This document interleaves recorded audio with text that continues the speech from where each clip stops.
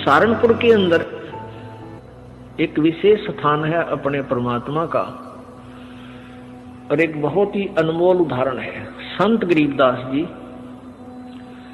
जिनको कबीर परमेश्वर प्राप्त हुए थे, मिले थे छुडानी गांव में। सतलोक से चलकर वो परमेश्वर आए थे, और गरीबदास जी गांव छुडानी, जिला झज्जर, हरियाणा, भारतवर्ष की भूमि पर सन 1717 में उनका जन्म हुआ था गरीबदास जी का। जब 10 वर्ष के हो चुके थे, वो गौओं के पाली गवाले थे खेतों में, वहां परमेश्वर आकर मिले थे। उसके बाद परमात्मा ने उनको साक्षात्कार कराया और अपना सतलोक दिखाया, जहां परमेश्वर रहते हैं, जहां से हम बिछुड़कर आए हुए हैं। तो आगे चल के गरीबदास जी ने परमात्मा कबीर जी की महिमा कलम तोड़ आंखों देखा हाल पूरा लिखा हुआ है, जिसको ग्रंथ सदग्रंथ साहिब हम बोलते हैं, जिनका ये पाठ चल रहा था 3 दिन उस अमरवाणी का।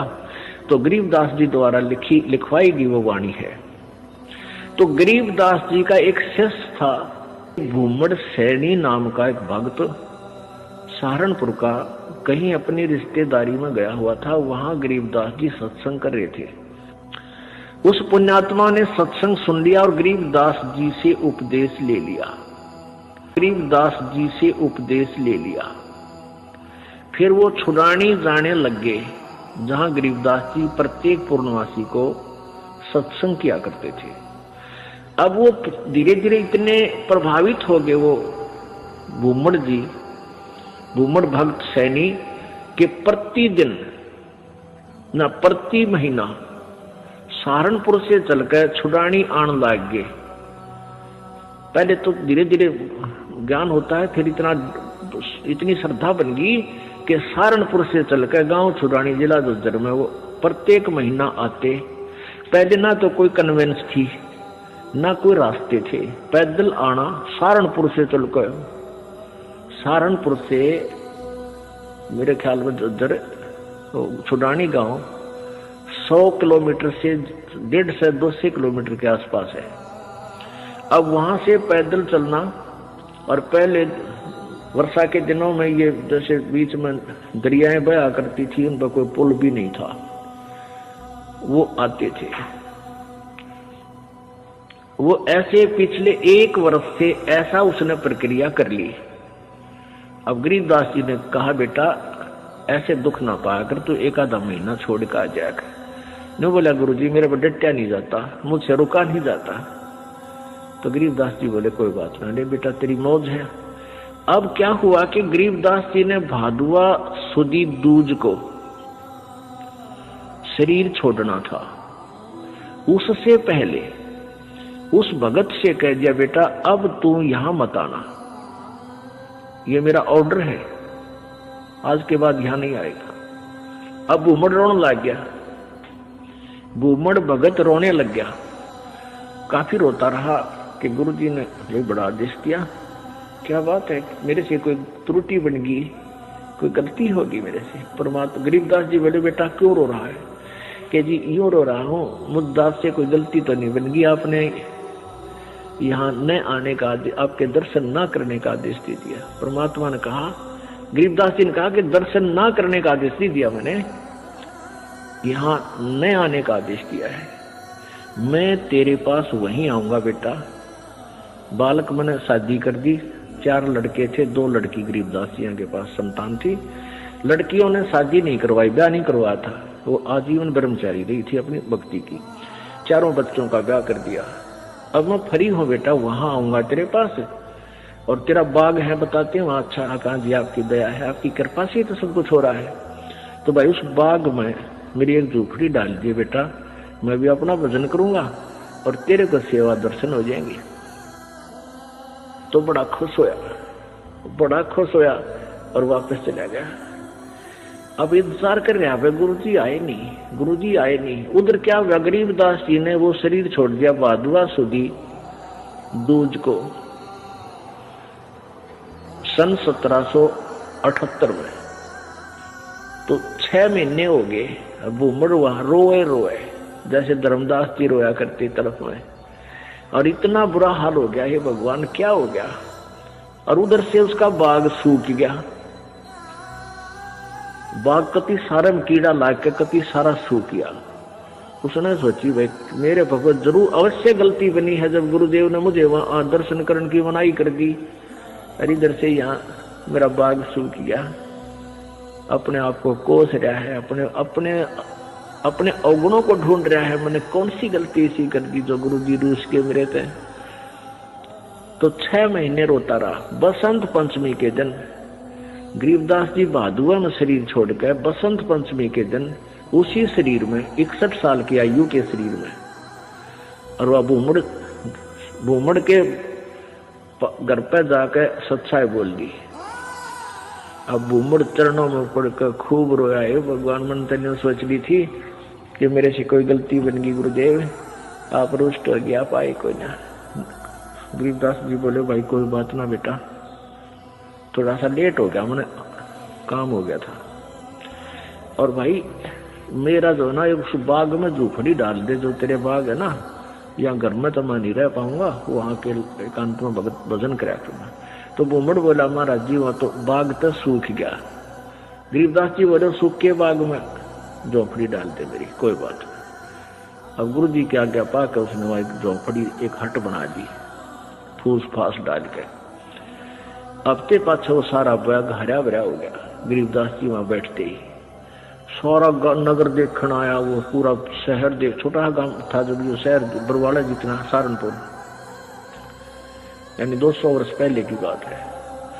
तो सारा गांव नगर देखना यार, बहुत से उस चमत्कार से भूमड़ कहे मेरे ये गुरुजी हैं जिनकी मैं रोज महिमा गाया करता था, ये बड़े सिद्धि युक्त हैं, बड़े पहुंचे हुए महात्मा हैं। और भाई बहुत से मुसलमान और हिंदू गरीबदास जी के शिष्य वहां हो गए। अब क्या बात है कि वहां ये दास क्या बताना चाहता था, एक सिद्धि वो चोले धारे, एक सिद्धि नी तत्व विचारे। वहां एक लाल दास नाम का सिद्ध पुरुष था, उसका भी जहां गरीबदास जी का आश्रम बना हुआ छोटा सा, जहां उन्होंने दोबारा शरीर छोड़ा था, उसके साथ में ही 300-400 फुट की दूरी पर लाल दास जी का बहुत बड़ा मंदिर बना रखे है। वो शिव विष्णु पुजारी था। अब क्या हुआ कि वहां 35 वर्ष तक गरीबदास जी उसी रूप में रहे। हिंदू और मुसलमान दोनों ही गरीबदास जी के शिष्य बने, क्योंकि ये ज्ञान ही एकता उपजाने का है, उनका ऐसा ज्ञान है कबीर जी का। तो वहां शहर सहारनपुर शहर के अंदर एक आश्रम बना हुआ है, भूमड़ का पूरा घर था, वो उसका संतान नहीं थी। परमात्मा ने उसका कल्याण करना था, इसलिए उसको झंझट में फंसाया नहीं, तो उसने सारा ही अपना घर भी आश्रम के रूप में बना दिया था। आज भी वहां विद्यमान है। गरीबदास जी की परंपरा का एक आधा कोई भक्त वहां रह रहा है, ये दास देख के आया था। तो वहां 35 वर्ष की आयु के बाद शरीर छोड़ दिया, तो वहां उस बाग के अंदर ही उस शव को अंतिम संस्कार वहां दफना रखा है वो शरीर। तो अब क्या हुआ, जब शरीर छोड़ दिया गरीबदास जी ने, यानी शरीर त्याग दिया वहां पे, तो वहां काफी भक्त शेष हो गए थे। तो उन्होंने सोचा भी छुड़ानी वाले जो इनके वंशज हैं, गरीबदास जी के बच्चे हैं, संतान है, उनसे पता करके आओ कि महाराज जी के शरीर को यहाँ लावा या वहीं अंतिम संस्कार कर दे। 2 घोड़ों पर 2 व्यक्ति सहारनपुर से चले, छुड़ानी आए। तो उनसे कहा कि भाई ऐसे ऐसे गुरुजी ने शरीर त्याग दिया है, महाराज गरीबदास जी ने, यानी आपके दादा ने, दादा ने, पिताजी ने, जैसे भी उनके नेक थे, तो सहारनपुर में, और आप बताओ क्या करना है। उनको यहाँ कहो तो यहाँ लाए, कोई बैलगाड़ी में डाल के, और या ये कहो कि वही अंतिम संस्कार कर दे, तो आप साथ चलो हमारे, उनका अंतिम संस्कार कर देते हैं। गांव वाले कहते हैं भाई तुम क्या कहने लगे, वो उनके गरीबदास जी के वंशज यानी पोता पोती बेटा बेटी कहने लगे कि क्या कह रहे हो भगत आप, गरीबदास जी यानी गुरु महाराज तो 35 वर्ष पहले शरीर छोड़ गया था, और ये इनकी यादगार बना रखी। छुड़ानी में एक छतरी बना रखी है, छतरी साहब बोलना उसको, जहां गरीबदास जी के शरीर का अंतिम संस्कार करा था, वो एक यादगार बना रखी है। वो छोटी सी थी, अब तो बहुत बड़ा मंदिर गाड़ दिया इन्हें। एक छोटी सी थी, जैसे आम यादगार सी बना देते हैं, ज्यादा से ज्यादा 10 फुट 5-7 फुट की ऊंची और 10 बाई 10 फुट चौड़ी। वो आज भी सेंटनों की विद्यमान है, जो ओरिजिनल है। उसके बाद उसके ऊपर और कुछ बना दिया, तो सारे गवाही के दे। और वो नो के ना भाई महाराज जी तो वहां शरीर छोड़ रखा है सहारनपुर में। तो उनका ना यकीन होया, 2 व्यक्ति घोड़े पर सवार होकर वहां से घोड़े लेकर और फिर वहां पहुंचे। वहां जाकर देखा ज्यों कहते तो शरीर, और वही गरीबदास जी वहां शरीर छोड़ रखे। तो छुड़ाने वाले बोले भाई इनकी लीला तो अपरंपार है, यही अंतिम संस्कार कर दो, वहां तो पहले हो चुका है। तो वो वही अंतिम संस्कार यानी नीचे एज इट इज शरीर दफना दिया, ऊपर यादगार बना रखे। ये दास वहां गया सन 1998 में। तो वहां देखा, यही बिल्कुल क्लियर देखने के लिए सच्चाई है या कैसा है, बिल्कुल सच्चाई पाई। और वहां विराजमान एक लेडी संत थी, उसने बताई कि जी ऐसे ऐसे सारी कहानी सत्य है। उनके समय का वहां एक पलंग भी है जिस पर गरीबदास जी विश्राम किया करते थे। वहां ग्रंथ साहब भी यही लिखा हुआ था, हस्तलिखित उनके पास विद्यमान है। फिर वो देखा जाकर के वो बाग में जहां उनका अंतिम संस्कार किया था, तो वो यादगार जो बना रखी थी वाला 150 वर्ष पुरानी होकर के जीर्ण शीर्ण सी बड़ी थी। तो हमने उनसे कहा कि आपकी आज्ञा हो तो हम इसको दोबारा रिकंस्ट्रक्ट कर दिया, न तो पड़ेगी को गिर के किसी को चोट लगेगी, को दर्शक होगा। तो वो कहने लगे भी ऐसे कर दो। फिर हमने क्या किया कि नीचे का पोर्शन नहीं छेड़ा, वो पुरानी छोटी छोटी ईंटों से बना हुआ था, उसके ऊपर की दोबारा से बढ़िया ईंटों से और एक अच्छा गुम्बद सा बनाकर वो तैयार किया। और उसके ऊपर पूरा एक बोर्ड लगा रखा है, पूरी कहानी लिखी हुई है हमने कि ऐसे ऐसे ये हुआ था। अब कहने का भाव ये है दास का कि उन्हीं के साथ में एक लाल दास जी थे। तो उनके बारे में क्या प्रसिद्ध था कि वो अपने भक्तों के निकलता था तो मांगने जाता था आहार। एक कहता था मेरे पास, हमारे घर भी आए थे लालदास जी। एक दूसरे शहर में कहता था यहाँ भी लालदास जी आए थे। तो वो एक सिद्धि बहुचोल्लेधार है, उसके पास एक हल्दी की गांठ थी, या हल्दी की एक ही गांठ थी, यानी एक सिद्धि थी। उसने महात्मा पा गया। लालदास जी के क्या करते, उसने अपना नियम बना रखा था। वो सिद्धि से यानी वहां जाता था, गंगा पर स्नान करके आता था प्रतिदिन। सुबह उठता और गंगा पर स्नान करने जाता था, और शाम को वो वापस आ जाता था। अब सुबह 4 बजे चलता, शाम ने आता। ऐसे उसने अपना मनमुखी नियम बना रखा था। एक बार वो बीमार हो गया तो चिंतित हुआ। गरीबदास जी उनके पास जाते थे, उन्हें ज्ञान भी समझाते थे, पर वो अनाड़ी कति नहीं माना था। वो इतना बीमार हो गया कि उसको चिंता होगी कि भाई मैं अब स्नान नहीं कर सकूंगा गंगा में। तो गरीबदास जी उसको चिंतित देखकर कहने लगे भाई चिंता ना करे, सवेरे गंगा यहीं आ जाएगी तेरे आसपास ही। अब उसमें चिंता होगी कि भाई कैसे आवेगी। गरीबदास जी ने वहां जाकर खड़ा होगा कि आजा लालदास। जहां लालदास जी का वो आश्रम है उससे 100 फुट की दूरी पर वो अब भी गंगा बह रही है, छोटी सी नाला सा है, उसको गंगा जैसा ही जल है उसमें। तो गरीबदास जी ने ऐसे इशारा कर दिया, थोड़ी सी दूरी से नीचे से अपने आप एक झरना सा फूटा और पानी बहने लग गया। अब लालदास जी सोचने लगे कि भाई क्या पता ये वही गंगा है या दूसरी। वो नहा तो लिया उस दिन, क्यों उसका तो प्रण बना ले। फिर उसको चिंता होगी कि गरीबदास ने मुझे बहका दिया हो और नहाने के लिए अपनी सिद्धि तो यहीं से गोजल निकाल दिया हो। एक उसका चेला था लालदास जी का, वो गंगा पर स्नान करके आया था उस दिन, और उसकी धोती रहेगी उधर एक लोटा उस गंगा में बह गया, उस ओरिजिनल गंगा में हरिद्वार में। वो वहां आया, वो कहने लगा, गरीबदास जी बैठे, लालदास जी बैठे थे, लालदास बोला रहा कई दिन आया, अगली गंगा नहान गया था। अच्छा भाई, और ठीक?